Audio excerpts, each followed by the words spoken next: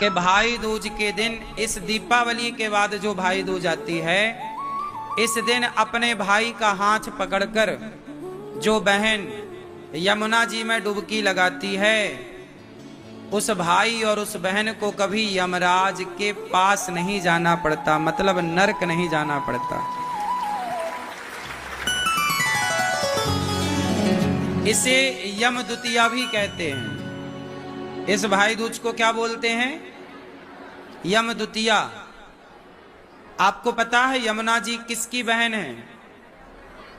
यमराज की। यमुना जी किसकी बहन है? यमराज की। और यमराज कौन है? मृत्यु के देवता हैं। मृत्यु का डिपार्टमेंट पूरा यमराज के पास है। वही नरक में चक्की चलवाते हैं, वही नरक ले जाने वाले हैं। तो जो यमराज जी हैं उनकी बहन यमुना है। एक बार यमुना जी अपने भाई से मिलने गई तो वहां जाके देखा, अब भाई जहां रहेगा बहन वहीं तो जाएगी। तो यमराज जी अपनी बहन से मिले। यमुना जी ने कहा, भैया ये तुम्हारे यहाँ ये चीख पुकार क्या है, जरा दिखाओ, तुम करते क्या हो, कारोबार क्या है तुम्हारा? तो यमराज जी बोले, हमारा नरक का कारोबार है, नरक में लोगों को प्रताड़ित करते हैं।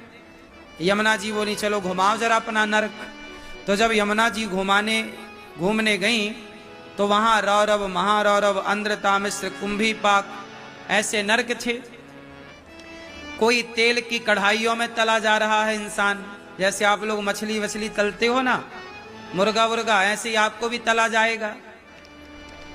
तो वहां पे ये सब यातनाएं मिल रही थी। जैसे कोई अपने पति को धोखा देके पर पुरुष से प्यार करे, कोई पत्नी को धोखा देके पर नारी से प्यार करे, तो ऐसे पुरुषों को भी एक नरक में, वहां लोहे की स्त्री, लोहे का पुरुष था, लाल गरम गरम उससे चिपका रहे थे। तो यमुना जी बोली कि भैया ये क्या हो रहा है? बोले, ये जो औरत दूसरे पुरुष से संबंध रखती है अपने पति को छोड़कर, उसे यहाँ लोहे के पुरुष से चिपकाया जाता है, गरम लाल। और जो पुरुष पराई औरत से संबंध रखता है उसे लोहे की स्त्री से चिपकाया जाता है। बड़ी यातनाएं मिलती हैं, बड़ा कष्ट होता है। आप लोगों को यहाँ पाप करने में बड़ा मजा आता है, पर जब भोगना पड़ेगा तो नानी याद आएगी। भोगना तो पड़ता है। कर्मों का दंड तो रावण को भोगना पड़ा। लिखा किस्मत में मिटता नहीं मिटाने से, समय को काट लो भैया किसी बहाने से। कर्मों का दंड तो हरिश्चंद्र को भी भोगना पड़ा। कर्मों का दंड तो माता कुंती को भी भोगना पड़ा। कर्मों का दंड पांडवों को भी भोगना पड़ा। कर्मों का फल राम को भी 14 वर्ष वनवास में जाकर भोगना पड़ा। कर्मों का फल दशरथ जी को भोगना पड़ा। कौन बचा है, नाम बताओ जरा। जब कर्मों का फल भगवान के पिता को भोगना पड़ा तो हमारी और आपकी क्या गति होगी, जरा विचार कर लो। इसलिए कर्म सही करो, ये समझाने का भाव है। अब यमुना जी बोली कि यमराज जी भैया ये क्या हो रहा है? तो वहां पर एक नरक है, जो छल करते हैं, झूठ बोलते हैं, निंदा करते हैं, चुगली करते हैं, उन लोगों को एक नरक में यातनाएं दी जाती हैं। ऊपर बहुत बड़ी चोटी है, वहां से नीचे फेंका जाता है और नीचे नुकीले नुकीले पेड़ होते हैं, बड़े बड़े कांटे, इतने बड़े बड़े कांटे, और वो चुभते हैं और उसमें नंगे पांव कांटों में दौड़ाया जाता है, कोड़े से मारा जाता है। जो चींटी को मारता है, जो पशु पक्षियों को बेवजह मारता है, ऐसे लोगों के लिए भी एक नरक था। वहां बहुत सारे कीड़े, बहुत सारे जीव जंतु एक आदमी को काट रहे थे। तो यमुना जी ने कहा कि इसे कौन प्रताड़ित कर रहा है? बोले, इसने सबको मारा है ना। बेवजह चूहों को मारना, बेवजह पक्षियों को मारना, बेवजह किसी की हत्या करना, वो सब आज, सांप को बेवजह मारना, बिच्छू को बेवजह मारना। अब वो बिच्छी से डंक मारे जा रही है, सांप से डस रहा है। जैसा आप यहाँ करते हो सेम वैसा आपको मिलना है। पिक्चर पूरी क्लियर है, तैयार है। बस जाने की देर है। यमराज जी सब दिखाए घुमाए। यमुना जी बोली भैया यहाँ तो बड़ा कष्ट है, नरक जाना मतलब बड़ा कष्ट उठाना। आपको नरक जाना है? कहां जाना है? हा? स्वर्ग जाओगी मैया? स्वर्ग में तो अभी आप घर पे ही अच्छी हो। स्वर्ग से, स्वर्ग में क्या है? अप्सराएं हैं वहां, तो अप्सरा बनोगी, नाचोगी। हाँ, स्वर्ग में क्या है? देवता हैं, सुंदर सुंदर पुरुष हैं, सुंदर सुंदर स्त्रियां हैं। तो वहां स्त्रियों पुरुषों के बीच में अपना क्या काम? स्वर्ग जाएंगी मैया, क्या करोगी वहां इसको?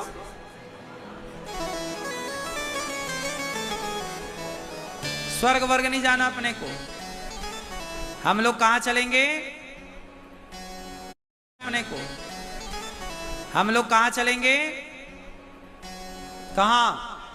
हाँ, वैकुंठ, जहां हमारे भगवान श्रीमन नारायण रहते हैं, हम वहीं चलेंगे बढ़िया भगवान के चरणों में।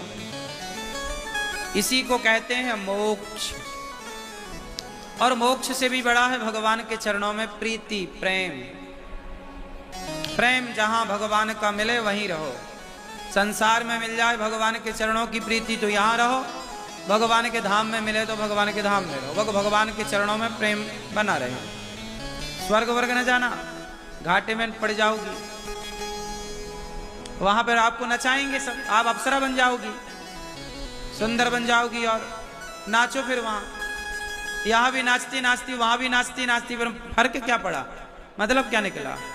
यहां भी नचा रहे हैं लोग, या आप नाच रही हो, वहां भी नचाएंगे। लोग लिखवा देते हैं ना स्वर्गीय फलाने, इनको पता ही नहीं कि स्वर्ग में कुछ नहीं है, घाटा है स्वर्ग में जाना। क्यों मैया? स्वर्ग से 100 गुना अच्छा, 1000 गुना अच्छा, करोड़ गुना अच्छा तो अपना वृंदावन है, जहां भगवान की सुंदर कथा है, भगवान का धाम है। स्वर्ग वर्ग में कुछ नहीं रखा। कोई बुलाए भी तो फ्री में मत जाना, फ्री में न जाना बोल रहा हूं मैं। अपन लोग ऐसे पुण्य थोड़ी कर रहे हैं कि स्वर्ग जाएंगे ना। स्वर्ग वाले तो पुण्य सस्ते हैं। स्वर्ग तो वो भी जा सकता है जो पापी आदमी, एक बार भी जिसके मुंह से धोखे से भगवान का नाम निकल जाए, वो स्वर्ग जा सकता है। भाई धोखे से निकल गया एक बार राम तो स्वर्ग चला गया, अजामिल जैसों को मिल गए स्वर्ग के दर्शन। लेकिन जिसने श्रद्धा से सारी जिंदगी भगवान का नाम जपा हो, वो स्वर्ग छोड़ी जाएगा, वो तो भगवत धाम जाएगा, बैकुंठ जाएगा, गौलोक जाएगा, साकेत जाएगा। हाँ या ना? बहुत बड़ा भक्त भी स्वर्ग गया और सामान्य आदमी भी स्वर्ग गया, तो फिर अंतर ही क्या रहा? तो माता यमुना जी ने सारा दर्शन किया और दर्शन करके कहा यमराज जी से, भैया ये आदमियों को तो इतना सताता है, इतना परेशान करता है, चल सबको बाहर कर, छोड़ इन सबको, तू बहुत कष्ट दे रहा है। यमराज जी बोले बहन क्या करूं, यही विधान है। यमुना जी बोली नहीं, मैं तेरी बहन हूं, आज तेरे से कुछ मांगती हूं। क्या मांगती हो? मैं कहती हूं कि इन सबको तू बाहर छोड़ दे, इन सबको मुक्त कर इस कष्ट से, बहुत कष्ट है यहां। तब यमराज जी बोले बहन इन सबको मैं कैसे मुक्त करूं, लेकिन आज के दिन तो मेरे घर आई और आज के दिन तो मेरे से कुछ मांग रही हो, तो मैं तुम्हें वचन देता हूं कि आज के दिन मतलब भाई दूज के दिन, मतलब दीपावली के दूसरे दिन, भाई दूज के दिन जो भाई बहन, बहन यमुना जो तुझ में डुबकी लगाएगा, तुम में गोता लगाएगा, मैं तुम्हें वादा करता हूं, वचन देता हूं कि उसे मैं कभी नरक की यातनाएं नहीं दूंगा। ये यमराज जी वचन दे रहे हैं अपनी बहन को। इसलिए कल आप लोग आए हो भाई बहन के साथ कि नहीं? हाँ, तो भाई बहन एक दूसरे का हाथ पकड़ के यमुना जी में गहरे में ना लगाना। हाँ हाँ, थोड़ा किनारे में यमुना जी में क्या करोगी? डुबकी लगाओगे। भाई बहन एक दूसरे का हाथ पकड़ के और यमुना जी में डुबकी लगाते हुए यमुना महारानी को प्रणाम करना। हे माँ, हमें अपनी भक्ति दीजिए, भगवान श्री कृष्ण की भक्ति दीजिए और अपने भाई से बचाइए। यमुना जी के एक तरफ भाई हैं यमराज और पति हैं श्री कृष्ण। यमुना मैया के चरण पकड़ने में फायदा है। पहली बार चरण पकड़ोगे यमुना मैया के तो कृष्ण के भी पकड़ में आ जाएंगे चरण, और दूसरा यमराज जी आपको छोड़ के भाग जाएंगे। बोले ये बहन के पास के हैं, ये जीजा जी के संबंधी हैं। यमराज जी कभी मिले तो बोलना हम आपके जीजा जी के यहां से आए हैं।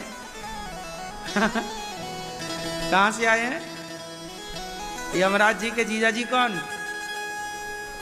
भगवान श्री कृष्ण। तो जा पर कृपा राम की होई, ता पर कृपा करें सब कोई। अच्छा, यमुना जी के दूसरे भाई, यमुना जी के दो भाई हैं, दोनों डेंजर। एक यमराज जी और दूसरे शनि महाराज। शनि। लेकिन जब यमुना मैया की कृपा हो और श्याम सुंदर की कृपा हो, तो जब जीजा की कृपा हो, जीजा जी की, तो साले साहब बिल्कुल कुछ भी ना बिगाड़ेंगे, हाथ जोड़ के निकल जाएंगे। इसलिए जीजा जी को मनाओ, साला तो माना माना है। भाई दूज, बहन अपने भाई के हाथ में कलाई में एक रक्षा सूत्र बांधती है, जो लाल कलर का होना चाहिए या पीले कलर का। एक दूसरे को मिठाई खिला करके बड़े प्रेम से भाई बहन के रिश्ते को बनाए रखिएगा। रिश्ते कोई भी हो बनाए रखिएगा। रिश्तों में कभी विष घोलने की कोशिश मत करिएगा। रिश्ते बनाने में बड़े फायदे हैं, बिगाड़ने में एक भी फायदा नहीं है।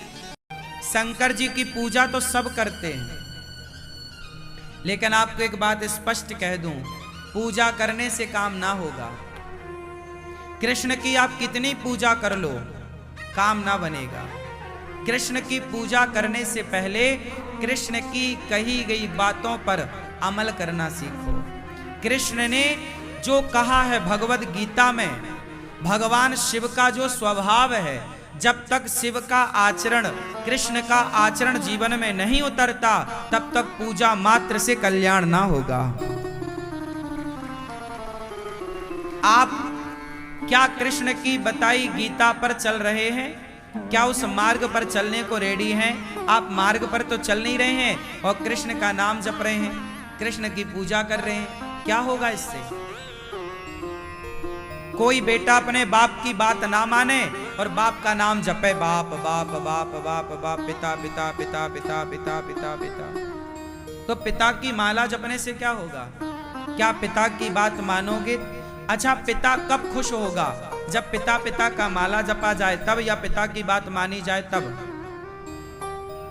बाप कब खुश होगा भाई? जब पिता की बात माने ना और बाप बाप जपे, तो क्या होगा? ऐसे ही कृष्ण कृष्ण जपते हो, उसके पहले कृष्ण की बताई बातों को अपनाओ। कृष्ण के मार्ग पर चल करके जब कृष्ण कृष्ण जपोगे, तो उसे कृष्ण कृष्ण के जपने का फल कई गुना प्राप्त होगा। उस मार्ग पर चलना। अब मार्ग पर चलते नहीं, केवल राम राम जपने से क्या होगा? सही है। भगवान शिव, आप लगभग सभी लोग शिव मंदिर जाते होंगे, शिव जी पर जल चढ़ाते होंगे, लेकिन शिव जी से कभी कुछ सीखने का, पूछने का आपने प्रयास नहीं किया। शिव जी के गले में जहर है, पिया तो जहर को कहां रखा? गले में। क्या पेट में जाने दिया जहर को? चलो बताओ, शिव जी ने जहर को गले में क्यों रखा, पेट में क्यों नहीं जाने दिया? बोलो। क्यों? कारण जानते हो? कारण ये था कि भगवान शिव कहते हैं कि कड़वाहट गले तक ही अच्छी लगती है।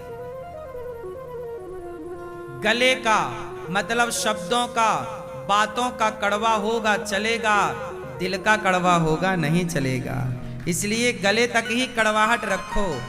आपके शब्द कठोर हैं, आपके शब्द बुरे हैं, चलेगा भाई, आप सीधा बोलते हैं, आप थोड़ा कड़क बोलते हैं, कड़ चलेगा, लेकिन आप दिल के अच्छे आदमी हैं। तो दिल का अच्छा है, गले का बुरा है, शब्दों का बुरा है, आदमी स्वीकार करता है। लेकिन गले का अच्छा हो, बातों का अच्छा हो, पर दिल का बुरा हो, हृदय का बुरा हो, मन का बुरा हो, वो आदमी खतरनाक है। बात समझ में आ रही है? जो आदमी बातें मीठी मीठी करे और हृदय में खटास रखे, कड़वा है, वो आदमी बहुत खतरनाक है। ये तुम्हारा नाश कर देगा। जैसे शकुनी मीठी मीठी बातें करता है, लेकिन मन में बड़ी कड़वाहट है कौरवों के प्रति। तो शंकर जी कहते हैं कि कड़वाहट गले तक हो। आप देखो, मैं कोई गलती करूं ना, आप सीधा बोल दो, महाराज जी आपने ये गलती की, तो आपने बोल दिया, मुझे अच्छा लगा कि चलो आपने बोल दिया, लेकिन आपने बोला नहीं, मेरी बात को आपने दिल में रख ली और अब 4 लोगों से जाके बता रहे हैं, सुनो ऐसा किया उन्होंने, तो ऐसा किया। मतलब अब आप मेरे पीठ पीछे आप मेरी बुराई कर रहे हैं। ऐसा होता है समाज में, लोग सामने नहीं बोलते, डायरेक्ट नहीं बात करते, लोगों के पास जा जाके तुम्हारी बुराई बताते हैं, तुम्हारे निंदा करते हैं, जबकि तुम में वो दोष नहीं है, फिर भी समाज तुम्हें दोषी करार देता है। माता सीता तो दोषी नहीं थी ना, पर समाज ने माता सीता को दोषी करार दिया ना, कहा ना। हाँ, गले का कड़वा आदमी अच्छा है, कड़क आदमी अच्छा है, जिसका शब्द कठोर है पर हृदय प्रीति मुख वचन कठोरा। हृदय से प्रेमी है पर शब्दों का कड़क है, कठोर है, वो आदमी अच्छा होता है। लेकिन आप लोग उल्टा करते हो। आप लोगों को शब्दों का मीठा मिल जाए, दिल में उसके कितना भी जहर भरा हो, आप लोग उसे ही पसंद करते हैं। आज का समाज, आज के लोग उसे ही लाइक करते हैं जो शब्दों का मीठा हो। उसके हृदय में भले कितना भी कड़वापन भरा हो, लेकिन समाज ऐसे लोगों को ही लाइक कर रही है। इसलिए भगवान शिव का ये मैसेज है कि जहर गले तक ही होना चाहिए, गले के नीचे जहर ना हो। गले के नीचे तो शंकर जी के अंदर, गले के अंदर क्या बैठे हैं? सदा वसंतम हृदयारविंदे भवम भवानी। शंकर जी के हृदय में सीताराम बैठे हैं। अरे हृदय में राम हो, गले में जहर हो चलेगा, और हृदय में जहर हो, भीतर कड़वाहट हो, नहीं चलेगा। तो शंकर जी की पूजा करने वालों, शंकर जी से ये मैसेज लो कि हृदय सुंदर हो आपका, वाणी कठोर है चलेगा, तुम्हारा पति दिल का अच्छा है, शब्दों का थोड़ा बुरा है कोई बात नहीं, तुम्हारी पत्नी दिल की अच्छी है, शब्दों की थोड़ी बुरी है चलेगी, तुम्हारा बाप दिल का अच्छा है, शब्दों का बुरा है चलेगा, तुम्हारी सास दिल की अच्छी है, शब्दों की बुरी है चलेगी। शब्दों का बुरा कोई है चलेगा, गला बुरा है मतलब उसकी वाणी बुरी है चलेगा, दिल तो अच्छा है। ऐसे लोग समाज में होते हैं जो मन के बहुत अच्छे होते हैं, लेकिन बोलते बड़ा कड़क है। लेकिन लोग ऐसे लोगों को पसंद नहीं करते, है ना। कुल मिला करके भगवान शिव हमें जो मैसेज दे रहे हैं वो ये मैसेज है कि हृदय में राम है, राम को मन में बसाओ। शंकर जी के सिर पे गंगा जी हैं। क्यों गंगा है सिर पे? उत्तर दो। शंकर जी के सिर पे गंगा क्या कर रही हैं? क्या मैसेज है? शंकर जी के मंदिर जाते हो ना, जलवल चढ़ाते हो, क्या सीखा शंकर जी से? सीखा कुछ नहीं, मंदिर रोज जाते हैं। ऐसे ही तुम्हारे बाप दादे मंदिर जा जा के सब मर गए, कुछ ना पाए। देखो, यथार्थ पर जिया करो। यथार्थ। भगवान शिव के मंदिर में जाकर आपने शिव जी से कोई सीखा नहीं। अरे भगवान शिव का स्वरूप सिखा रहा है। शिव जी के सिर पर गंगा है, मतलब गंगा है ठंडी, कहां बैठी है? सिर पर। भगवान शंकर कहते हैं काम कितना भी करो, पैसा कितना भी कमाओ, टेंशन मत लो, दिमाग को हमेशा ठंडा रखो। यदि दिमाग गर्म हुआ तो हार्ट अटैक आ जाएगा। दिमाग गर्म हुआ ब्लड प्रेशर हाई हो जाएगा। दिमाग गर्म हुआ मर जाओगे। इसलिए दिमाग ठंडा। शंकर जी के गले में सांप काहे लटक रहे हैं? भैया बताओ, शंकर जी के गले में सांप काहे लटक रहे हैं भैया?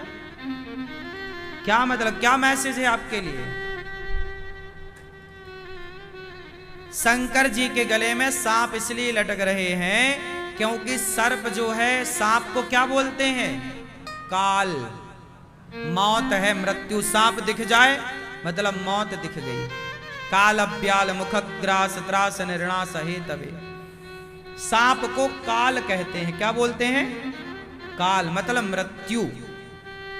तो शंकर जी बोलते हैं कि मौत से डरने का नहीं, जब आएगी, अरे मौत आएगी तो मर भी लेंगे, मौत से पहले मरना क्या?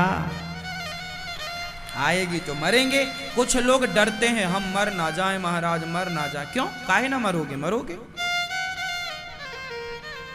शंकर जी गले में लटका के घूम रहे हैं, मानो मैसेज है कि मौत, जो भगवान में मन लगाता है, काल गले में लटका है, सांप गले में लटका है, मतलब शंकर जी के गले में कौन लटका है? काल। जो भगवान के चरणों में मन लगाएगा ना, काल भी उसका बिगाड़ नहीं सकता। इसलिए कालों के काल महाकाल। इसलिए अपनी मौत को याद रखो। शंकर जी के गले में क्या लटक रही है? काल लटक रहा, मृत्यु लटक रही है। शंकर जी के मंदिर जाओ तो मृत्यु को देखो कि हमें मरना है। जो आदमी ये भूल जाता है कि मुझे मरना है, वो पाप बहुत करता। अच्छा चलो, आपको पता चल जाए कि आपको 2 घंटे बाद मरना है, तो आप कोई पाप करोगे? उत्तर दो। आपको पता लग जाए कि 2 घंटे बाद हमें मरना है, क्या पाप होगा कोई? आपको पता चल जाए 2 घंटे बाद मरना है, और फिर आपके सामने कोई सुंदर कन्या लाकर खड़ी कर दी जाए, स्त्री, जाओ जरा छेड़ो इसे, कोई छेड़ेगा? कोई शराब ला के रखे कि भाई साहब ये लो अब पियो, 2 घंटे बाद तो मर जाओगे, उसका जी लगेगा पीने में? बहुत सारा पैसा लाओ, सोना लाओ, चांदी लाओ, रखो, ले भैया जितना सोना चाहिए ले ले, 2 घंटे बाद तू मर जाएगा। तू जितना रख सके रख ले, उड़ा ले पैसा, ये ले पैसा, मन लगेगा? बोलो। मौत को आप भूले बैठे हैं, जितने लोग यहां हैं। आपको मौत भूल गई, आप सब भूल गए कि मरना है, इसलिए आप लोग हाय हाय हाय पाप करते जा रहे हैं, पाप करते जा रहे हैं, झूठ झपाट बोलते जा रहे हैं। यदि आपको यह याद हो जाता कि मुझे मरना भी है, तो यदि आपको पता होता कि मुझे मरना है, तो आप काहे चवन्नी के लिए झूठ बोलते? काहे 2 पैसे के लिए और 2 रुपया के लिए 1000-2000 रुपए के लिए झूठ बोलते? फिर आप सच की रोटी ना कमा के खाते। आप भूल गए कि आपको मरना है।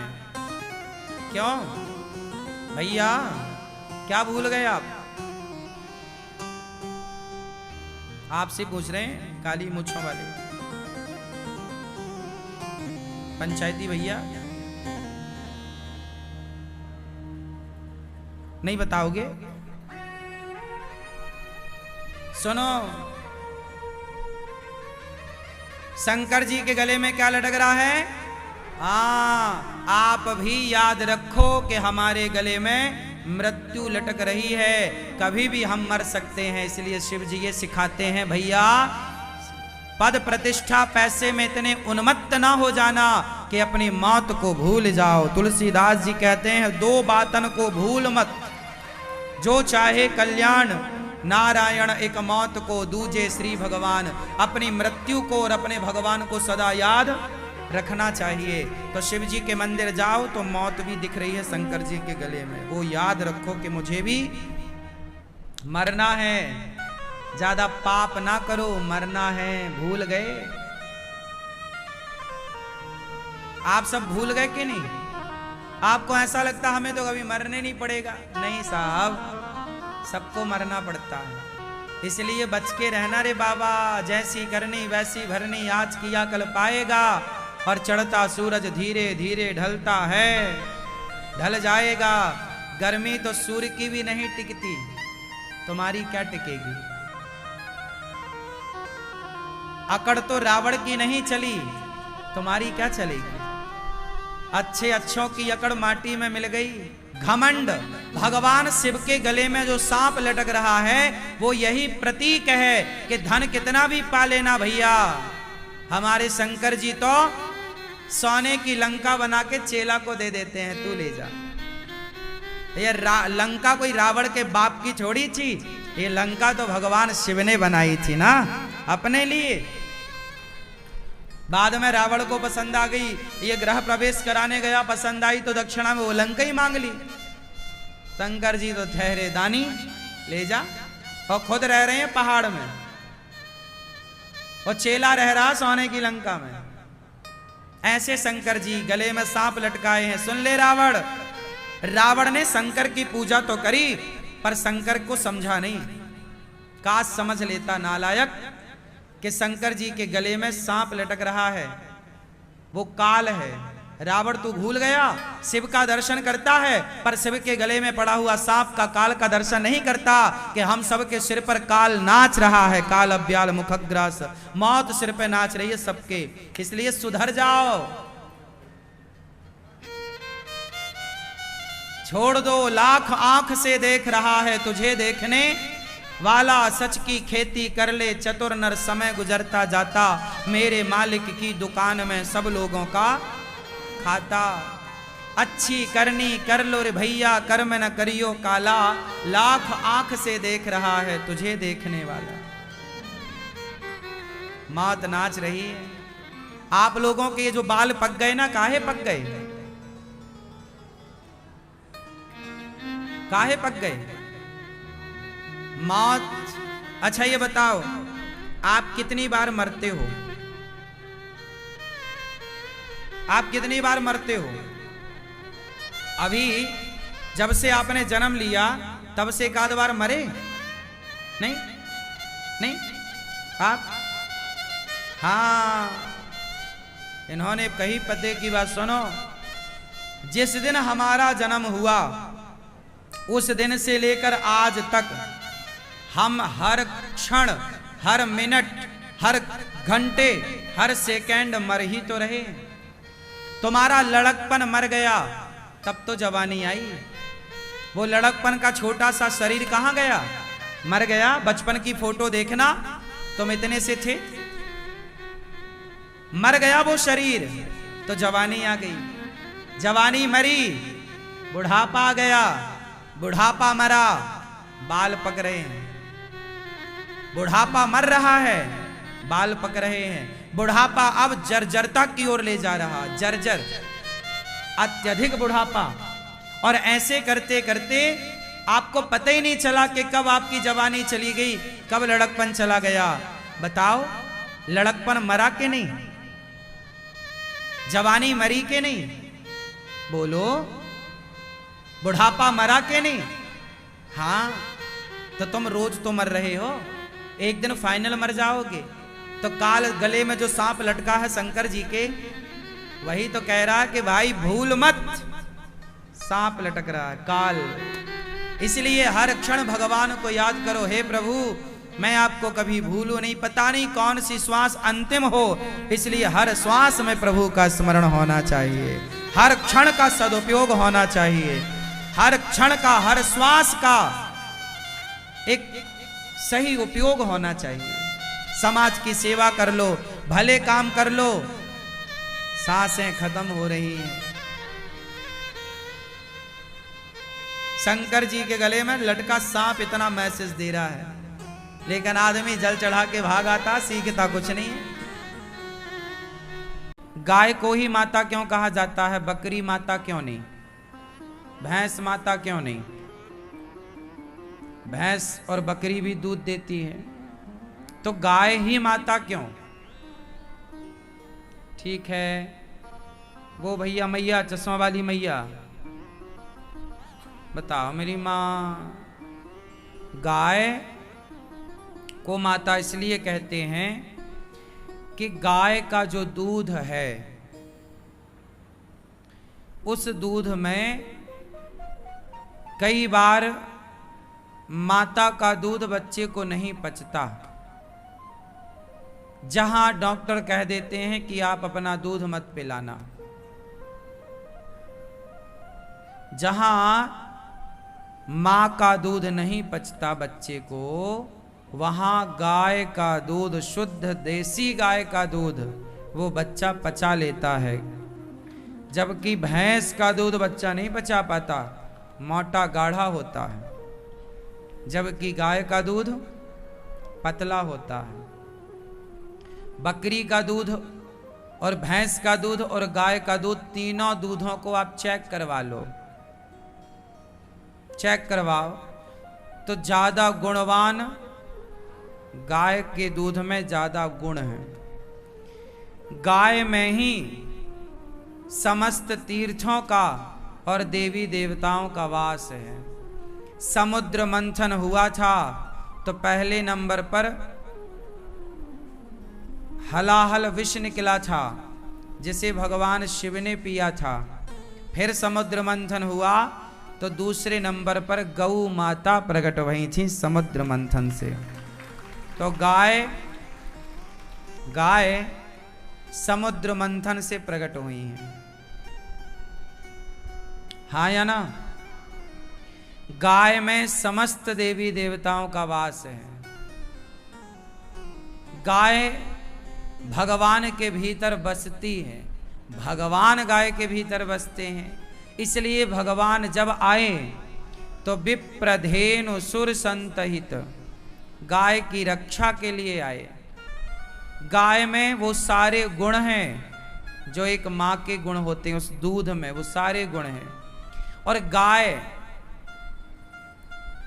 गाय के दूध से ही हम भारतवासियों के प्राण बचे हैं। जब आज के 100 साल पहले, 50 साल पहले हमारे देश में खाने को रोटियां नहीं थीं, जब हमारे देश के वर्तमान प्रधानमंत्री श्री लाल बहादुर शास्त्री जी हुआ करते थे, उस जमाने में अमेरिका से गेहूं बुलाया जाता था, तो अमेरिका बड़ी घटिया क्वालिटी का गेहूं देता था। उस समय जब हमारे यहाँ सिंचित व्यवस्था नहीं थी, खेतों में मशीनें नहीं आई थी, बोर का सिस्टम नहीं था, पहले की खेती कुएं से होती थी। किससे होती थी? कुआं से बैल उसको चलाते थे, एक सिस्टम होता था, कुएं से पानी निकलता था, तो वो जितनी फसलों तक पहुंचता था उतनी पक जाती थी, बाकी सूख जाती थी। पहले सिंचित नहीं थी, सिंचाई की व्यवस्था नहीं थी, मशीनें नहीं थी, मशीनरी युग स्टार्ट नहीं हुआ था। उस समय हमारे यहाँ भरपेट भोजन, आप में से कितने लोग उस दौर को जानते हैं जहां खाने को भरपेट रोटियां नहीं होती थी लोगों के यहाँ?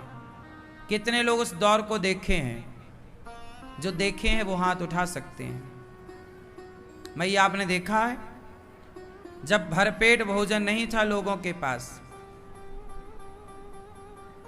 पता है आपको, पीपल का जो फल होता है छोटा छोटा, उसमें जो दाने होते हैं, गरीब आदमी उस फल को बीन कर उसकी भी रोटियां बना के लोग खाते थे। इस तरह से गरीबी थी।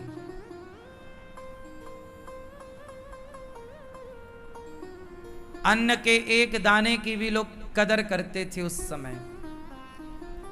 उस जमाने में जब हमारे यहां भरपेट रोटियां नहीं, पहले लोगों के घर में एक टाइम रोटी बनती थी। मेरी माँ पता है, चाह करके भी आदमी दूसरे टाइम नहीं बना पाता था ही नहीं। पूड़ी तो गरीबों के यहां कभी साल में कभी मिल गई तो मिल गई, वरना पूड़ियों की कहां व्यवस्था थी। आज अच्छा है, आप लोग बढ़िया खा पी रहे हैं। आज के 70-80 साल पहले ना बहुत अच्छा पहनने को था, टेरिकॉट कपड़ा पहनते थे लोग, पता है आपको?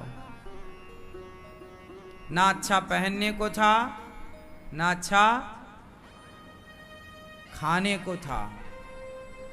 उस समय जब भरपेट आपके बाप दादों को रोटियां नहीं मिलती थी, उस जमाने में लोग बढ़िया गाय का दूध पीकर, दही पीकर, एक एक गिलास घी पीकर उन्होंने अपने प्राणों की रक्षा की थी। गाय, पहले के जमाने में सबके घर गाय होती थी। पहले का धन क्या था? गोधन। जिसके पास ज्यादा गाय वो बड़ा आदमी, कम गाय तो छोटा।